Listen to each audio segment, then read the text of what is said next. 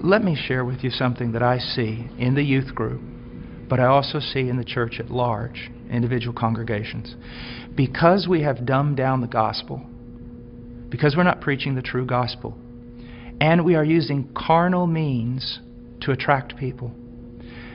If you use carnal means to attract men, you're going to attract carnal men.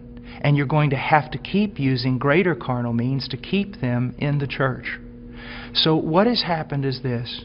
We have these large churches filled with many unconverted carnal people.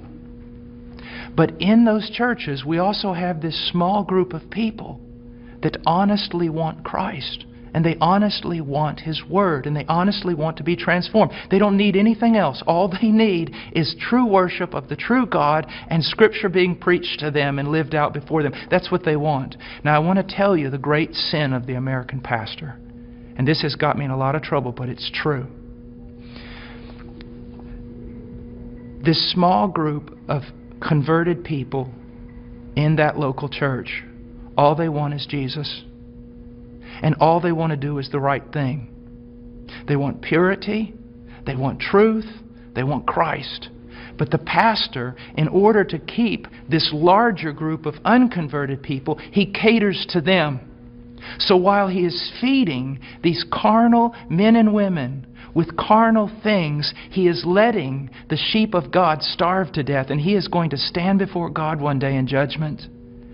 Listen, brother, if my wife was going grocery shopping, and when she was going out to her car, some men assailed her, attacked her brutally, and you walked by, and you did not want to get involved because you didn't want to cause trouble, you didn't want to put yourself in harm's way, you just wanted everything to go smooth.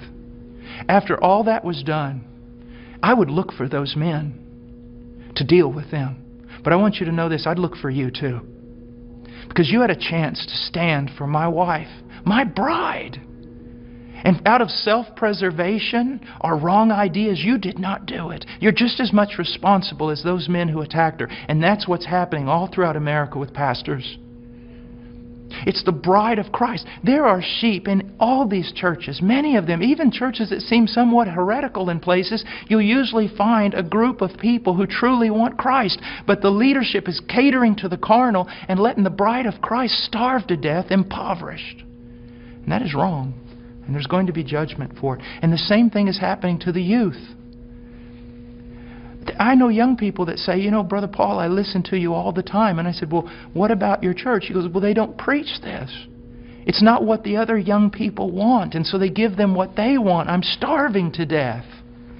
A little child of God, it would be better than a millstone be tied around your neck than you cause this little one to stumble.